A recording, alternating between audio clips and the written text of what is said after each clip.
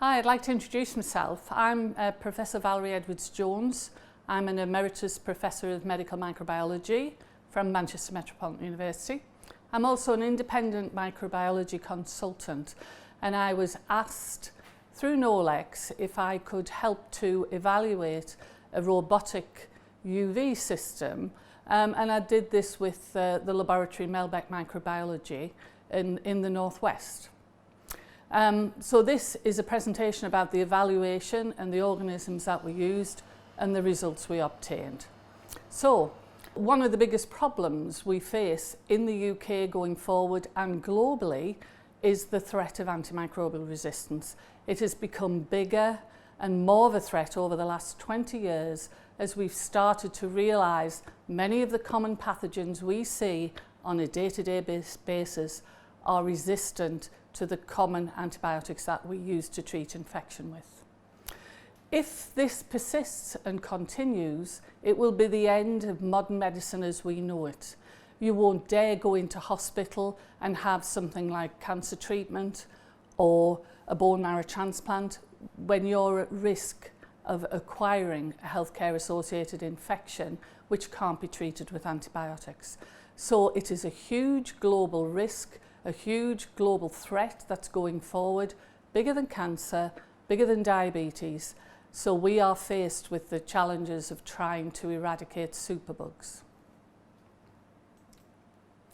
Sometimes the term superbugs can actually be misleading. And most people think when you talk about superbugs that they are very, very difficult to get rid of. Well, they are if the patient has sepsis or they have an infection associated with one of these superbugs. However, they are just bacteria as we've known and loved them. What they have is they have genes within their DNA that encode for resistance to the common antibiotics. So they are antimicrobial resistant. They are still susceptible to many disinfectants. They are still susceptible to many alternative treatments. And as such, they are susceptible to ultraviolet light. How does ultraviolet light work? Well, it works by interfering with DNA. So it passes through the cells very quickly with photons, and it intercalates with the DNA within the cell. And you have to remember, bacteria do not have a nuclear membrane, so it interferes directly with DNA, and it causes what you call dimers. So the DNA is made up of lots and lots of amino acids on a particular chain. It's all twisted, etc., if you remember DNA biology. But what it forms the amino acids to actually link together, so it disrupts the DNA. And unfortunately, after the UV has had a go at this DNA, it's very, very difficult to repair. It also intercalates and disrupts DNA very, very, very quickly, within minutes, not within hours, but within minutes. So it makes UV a very good alternative for disinfection of the environment or a room. We've actually used ultraviolet light in laboratories for many, many years. We use it in cabinets to disinfect the air. We always have a particular glass shield in front when we're using it. We have our arms in cabinets, but we use it when we're undertaking aseptic techniques. So microbiologists have known for a long time that UV is excellent. However, it's more difficult to get integrated into the hospital environment as a routine decontamination device because there are problems with things like shadowing, etc. in the environment. And if you just think about it, if you have anything that is placed in front of the UV device, it will form a shadow. So the amount of UV that will be hitting something within the shadow, and if it's a bacterium, it means it's not receiving the amount of UV it needs to disrupt the DNA. So people have been very concerned about shadowing and shadowing effects with many of the UV devices. And it is a problem, and I've done many studies now, and I've shown that when you are in very deep shadow, the reduction in organism numbers, that's usually very rapid, is decreased quite markedly. So we were approached by UV disinfection robots company to actually undertake a study in the UK. They had done previous studies in Denmark and showed us the data from that, which looked extremely encouraging. So previous studies were undertaken in Denmark using the 4 common organisms that are used for disinfection testing. These are Staph aureus, Enterococcus hiriae, Pseudomonas aeruginosa and E. coli. Now there are subtle differences between the Staphs and the Enterococcus and the Pseudomonas and the E. coli. So the Staph and Enterococcus are gram-positive organisms, frequently found in dust. Pseudomonas aeruginosa and E. coli are usually found in wetter areas, so such as bathrooms, etc. Staph aureus and Enterococcus are far more hardy in the environment. They survive longer in the environment, whereas Pseudomonas and E. coli don't survive very long in a dry environment.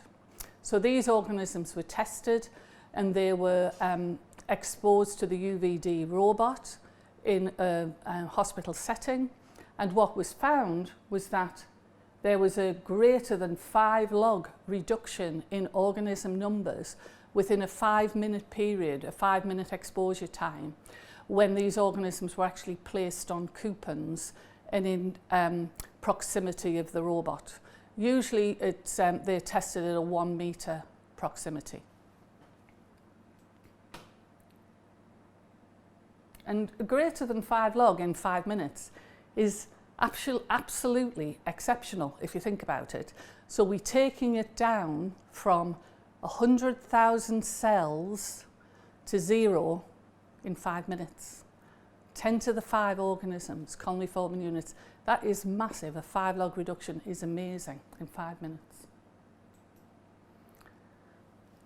So, UV light emission in any room, you know, the future of it could be quite astounding, because you could do the terminal clean of the room as the patient leaves the room, and then you could put your UV light in, operated for however many minutes are determined within your hospital, and you know that you're going to get a huge log reduction of organisms on the surfaces and in the air in that particular patient room.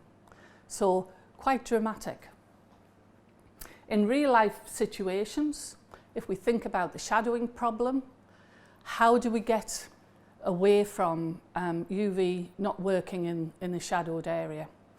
Are we going to have to open everything up? Are we going to have to turn things around? What's interesting about UVD robots are the fact that they can move. So they have the opportunity, and you can program the robot to move to near the area where the shadowing is occurring, and you still then have UV light actually being displayed in that area. And the tests that have been done in the laboratory, and certainly in our study, were done within a 1 metre proximity, and that's very important. A greater distance that the UV light has to travel, the less kill you get. So the study was actually created at Melbec to actually determine how the robot may operate in a room. So we placed a robot in an empty facility. We placed 2 very large boards up in this facility, so it created shadows. We placed the stainless steel coupons with the organisms in the shadowed areas of this facility, and we allowed the UVD robot to move between the centre and where the shadowed areas were in 2 positions.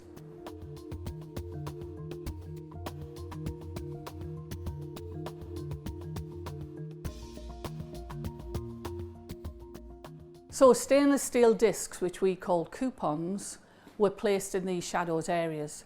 We actually placed on the surface of these coupons, we placed a minimum of 10 to the 7 organisms. Now, when we talk about 10 to the 7, people can't visualize that. So it is 10 million cells are placed in 50 microliter drop. We then allow them to dry on the surface for 30 minutes. We place them in the shadowed area and we then set up the experiments. And we decided to test some of the multi-drug resistant organisms that are very prevalent in hospitals today. So we looked at Clostridium difficile spores, we looked at CPE, carbapenemase resistant Enterobacteriaceae, and we chose a Klebsiella pneumoniae, which is known to be carbapenemase resistant. And we also used Acinetobacter baumannii, which again is an environmental organism causing lots of problems in hospitals. So we seeded the coupons with these organisms. We exposed them to UV light for a set amount of time, and we looked at 3 minutes, 5 minutes and 10 minutes, 15 minutes for spores only because spores are more difficult to kill. And we also had control coupons placed in the same positions. These control coupons were seeded at the same time. The control coupons were placed in a petri dish with wrapped up, triple wrapped with tin foil so the UV couldn't penetrate it. And the control coupons actually then were their own controls. We then took the coupons to the laboratory. We placed the coupons in 10 ml of diluent, vortex mixed them to knock any organisms off the coupons, and we serially diluted them so we can ascertain the viable count of the organisms. And that is the number of organisms that are still alive that are remaining on that disc. So bearing in mind, we'd placed around about 10 to the 7, which is 10 million organisms on the disc when we started. So we had to do enough dilution so we could estimate the accurate numbers. We used UV indicators as well at the same time, and these UV indicators obviously change colour when they're exposed to certain levels of UV light. And you can see for the various organisms that have been tested before, MRSA requires 192 joules for a log 6 reduction, E. coli requires 180 joules for a log 6 reduction, and vegetative, not spores of C. difficile, requires 240 joules for a log 4 reduction.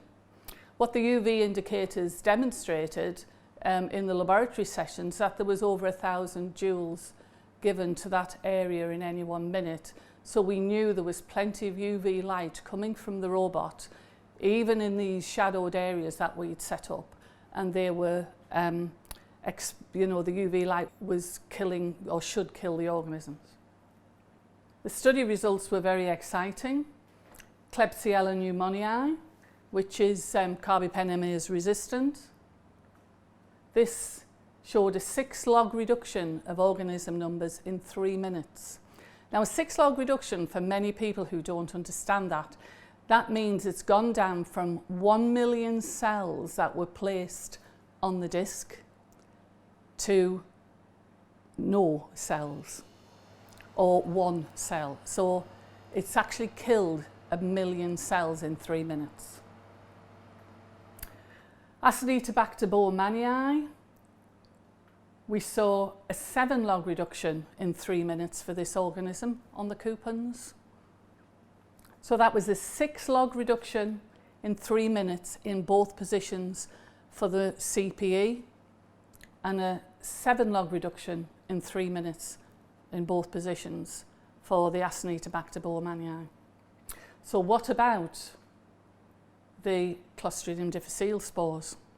Clostridium difficile spores are really well known for difficult to get rid of. We find them in Hoover bags, we find them in the environment in hospitals, and they can persist in dry environments for a long time. The coat of a spore is very, very difficult to penetrate. So we were expecting these to take longer to kill. However, what we saw was a 4 log reduction in 3 minutes and a 4.5 log reduction at 5 minutes in both positions. And this increased the longer we left it. But a 4 log reduction, that is taking it down from 10,000 spores down to no spores in 4 minutes. That's absolutely amazing results. So in conclusion, we were very impressed with the fact that we had a robot that could be programmed to move around the area to eliminate shadowing. The 2 positions that we placed the organisms in were in shadowed areas, but the robot was able to move around and be within 1 metre that was required to cause log reduction. Very impressive 4.5 log reduction in Clostridium difficile spores within 5 minutes. A 6 and a 7 log reduction in the 2 gram-negative organisms, CPE and Acinetobacter baumannii, within 3 minutes. So I certainly think, without any hesitation, UV decontamination of the environment is something that we have to think of as a part of our end game and part of our infection control procedures going forward. Thank you very much.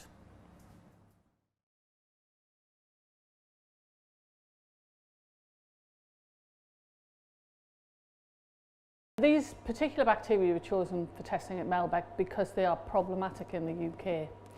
The CPE is on the rise, Acinetobacter baumannii is on the rise, and C. difficile spores are very difficult to kill.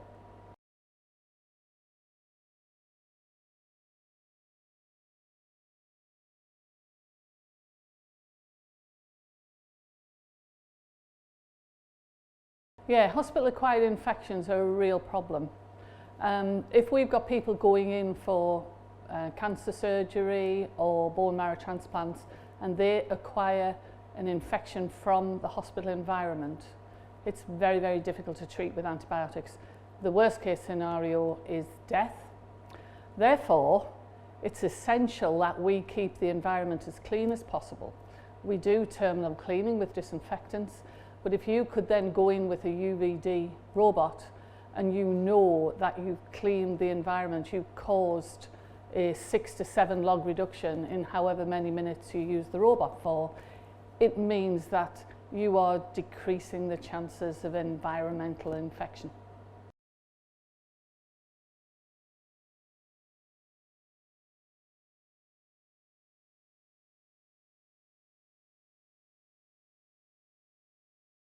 We call these organisms superbugs. However, they're just like any other organism of the same group. They are resistant to certain antibiotics, and these antibiotics are the one that we've been using to get rid of them from the patient for many years. However, these antibiotics are now resistant, so we call in these organisms superbugs. However, they're no different to, say, methicillin-sensitive staph or normal E. coli in terms of their sensitivity to UV. So, you know, if you're trying to kill an MRSA, it should just be as easy as killing an ordinary methicillin-sensitive Staph aureus with UV.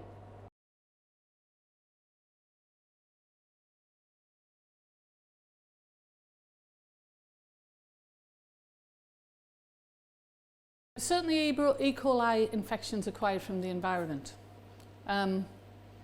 If you've got an E. coli sepsis, it's obviously not going to help the patient at all.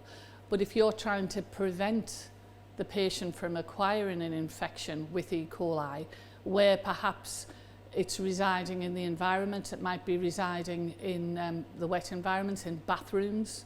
If you can UV decontaminate a bathroom, you're going to reduce numbers of E. coli and you're going to reduce the risk of infection.